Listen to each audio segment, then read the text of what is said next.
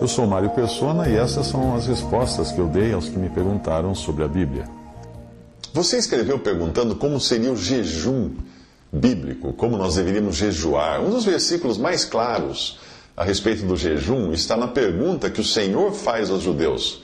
Ele diz o seguinte: quando jejuastes e pranteastes no 5º e no 7º mês, durante esses 70 anos, jejuastes vós para mim? Jejuastes mesmo para mim? Zacarias 7:5. Essa palavra é profética. Isso é o Senhor perguntando aos hebreus se foi para Ele, para o Senhor que eles jejuaram. Eu creio que o jejum para o Senhor não é aquele em que nós deixamos de comer ou deixamos de fazer alguma coisa para termos mais comunhão com Ele, como se fosse a comunhão fosse um resultado desse jejum. Não, eu acho que é o contrário. Na minha opinião, é o contrário. Eu creio que é quando você tem tanta comunhão com Cristo, com Deus, que tudo mais, comer, beber, se divertir, qualquer coisa, passa para o segundo plano. Se você ler Isaías 58, você verá ali que o jejum verdadeiro é o despojar-se de si mesmo. Esse é o jejum verdadeiro. Em todo caso, o jejum verdadeiro é algo tão íntimo que se uma pessoa contasse a você como ela faz o jejum, já não seria um jejum sincero. Porque o próprio Senhor disse: tu, quando jejuares, unge a tua cabeça, lava o teu rosto, para não pareceres aos homens que jejuas, mas a teu Pai que está em oculto, e teu Pai que vem em oculto te recompensará. Mateus 6, 17 e 18.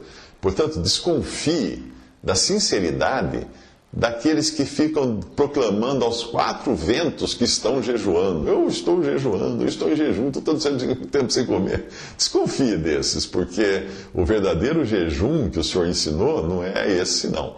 É aquele que nós fazemos em oculto e não deixamos ninguém perceber que nós estamos jejuando para o Senhor, não para os homens. Deus, olha que interessante, Deus não instituiu um jejum na lei dada aos israelitas. Procure na Bíblia. Nunca Deus falou assim: vocês vão ter que jejuar assim, assim, assim. Não. O primeiro jejum que aparece na Bíblia é o de Moisés, quando ele subiu ao monte para receber as tábuas da lei, ficando 40 dias e 40 noites sem comer. Mas eu não creio que tenha sido um mandamento que ele recebeu de não comer e nem beber nesses dias, nesses 40 dias sem comer, né, que fala na Bíblia. Êxodo 34, 28. Esteve ali com o Senhor 40 dias e 40 noites, não comeu pão, nem bebeu água, e escreveu nas tábuas as palavras da aliança, os 10 mandamentos. O jejum, portanto, de Moisés e também o de Elias, em 1 Reis 19, 8, ele significava uma separação da vida normal da carne, para estar com o Senhor e dedicar-se exclusivamente ao Senhor. Esse é o significado do jejum. 1 Reis 19:8 diz assim: levantou-se, pois, e comeu e bebeu, e com a força daquela comida caminhou 40 dias e 40 noites até Horebe, o monte de Deus. O primeiro jejum coletivo nós vamos encontrar lá em Juízes, capítulo 20, versículo 26, mas foi um jejum decorrente da humilhação por causa do fracasso e da derrota que eles sofreram. Juízes 20, versículo 26. Então todos os filhos de Israel e todo o povo subiram e vieram a Betel e choraram e estiveram ali perante o Senhor e jejuaram aquele dia até a tarde. Provavelmente um jejum de menos de um dia até. A ímpia Jezabel também decretou um jejum em nome do seu marido Acabe nas cartas enviadas ao povo para dar um ar de religiosidade ao homicídio que ela estava prestes a cometer, e mostrou com isso que o jejum também pode estar conectado a atos de impiedade. Sim, não pense que todo jejum é um jejum de Deus e para Deus.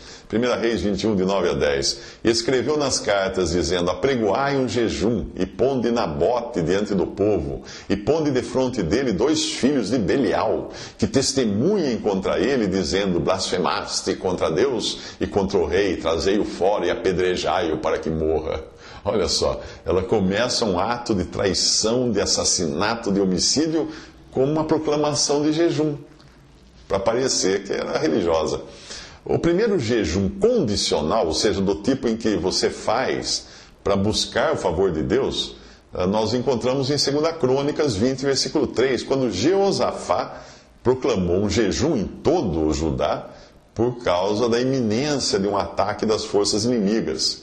Lá em 2 Crônicas 20, versículo 3, diz que Jeosafá temeu e pôs-se a buscar o Senhor e apregoou jejum em todo o Judá.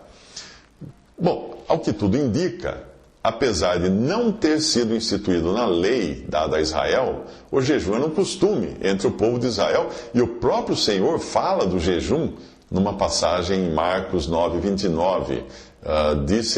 O Senhor disse-lhes: esta casta não pode sair com coisa alguma a não ser com oração e jejum. E eu creio, portanto, que o maior significado, o mais importante significado do jejum não é aquilo que nós fazemos para parecer humildes e sofredores diante dos outros. Esse jejum não pega, não cola. Mas simplesmente porque estamos tão ocupados com Deus, tão ocupados com Ele, em comunhão com Ele, ou por alegria ou por tristeza, que até deixamos de lado muitas coisas, nos abstemos de muitas coisas, não só de comida e bebida, mas também às vezes até de diversões e coisas assim. Visite respondi.com.br. Visite 3minutos.net.